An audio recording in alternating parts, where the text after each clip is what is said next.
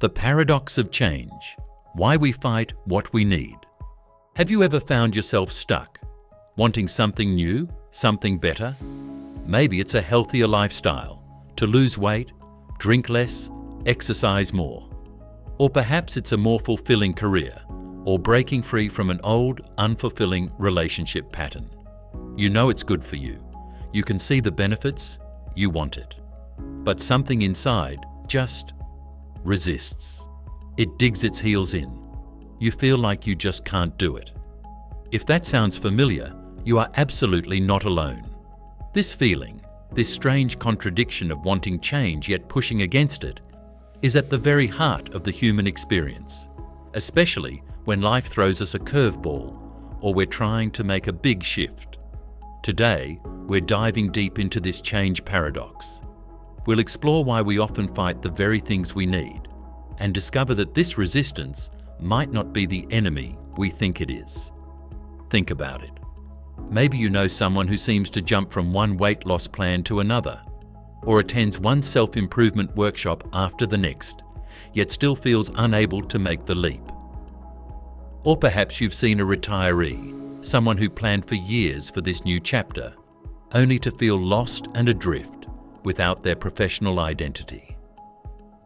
Or the person who finally moves to their dream location, paradise found, yet feels strangely disconnected and alone. These aren't isolated incidents, they're common stories. We tell ourselves we lack willpower or courage or commitment. We blame ourselves for not just doing it. But what if this internal tug of war isn't a personal failing? What if it's pointing to something much deeper, something fundamental about how life itself works? That's the paradox we're unpacking. Now, let's zoom out for a moment. Look around you. Really look. The desk you might be sitting at, seemingly solid, is a whirlwind of atoms in constant motion. Your own body is replacing millions of cells every single day. Even the mountains, those ancient symbols of permanence, are slowly, imperceptibly rising or eroding. Change isn't just something that happens sometimes. It appears to be the fundamental condition of existence itself. This isn't a new idea. Over 2,500 years ago, the Greek philosopher Heraclitus famously said, "No man ever steps in the same river twice, for it's not the same river and he's not the same man." Eastern traditions like Buddhism have long taught impermanence as a core truth, and modern physics, it confirms a universe in constant flux. In our daily lives, we feel this too. Technology races forward, the climate shifts, economies are volatile, social norms transform. Change is the water we swim in. And yet, here's the puzzle. If change is so natural, so constant, why do we, as conscious beings, often find it so profoundly difficult, even threatening? Why is it so hard, even when we desperately want or need that change? The usual answers: we're stuck in our comfort zones, we fear the unknown, we're creatures of habit. They all hold some truth, but they often treat this resistance as a simple psychological quirk, something to be overcome or fixed.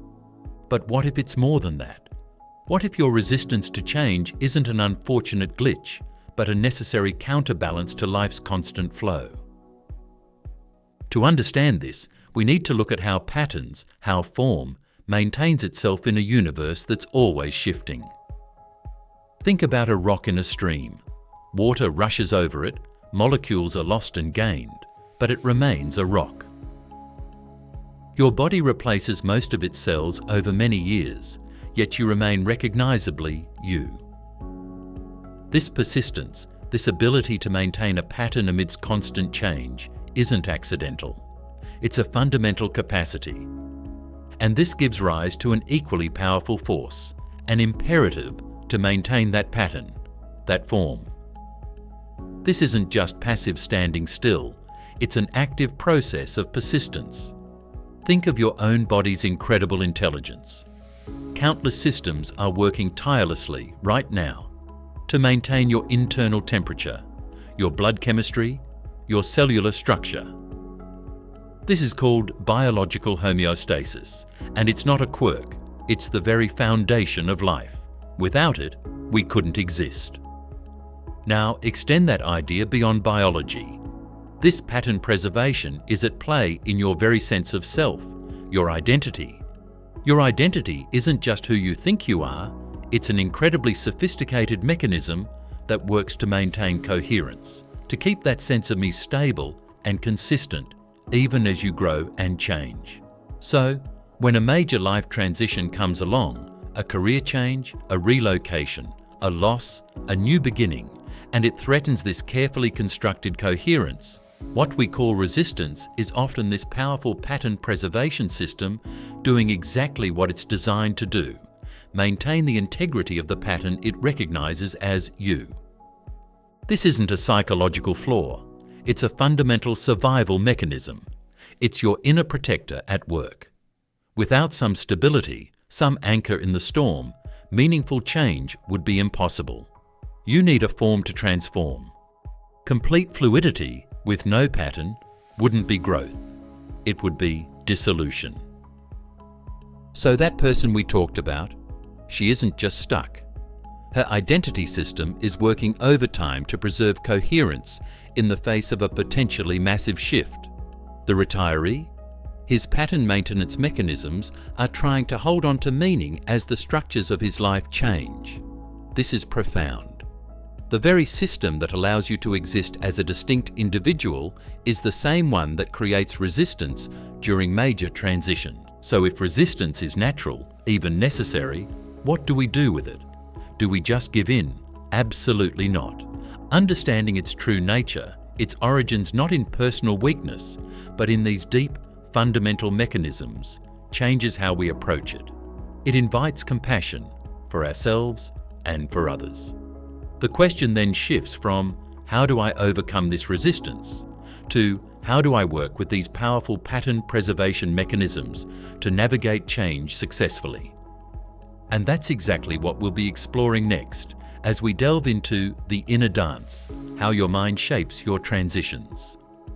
We'll look at how change and persistence aren't enemies, but dance partners, and how your own consciousness plays a crucial role in this intricate choreography.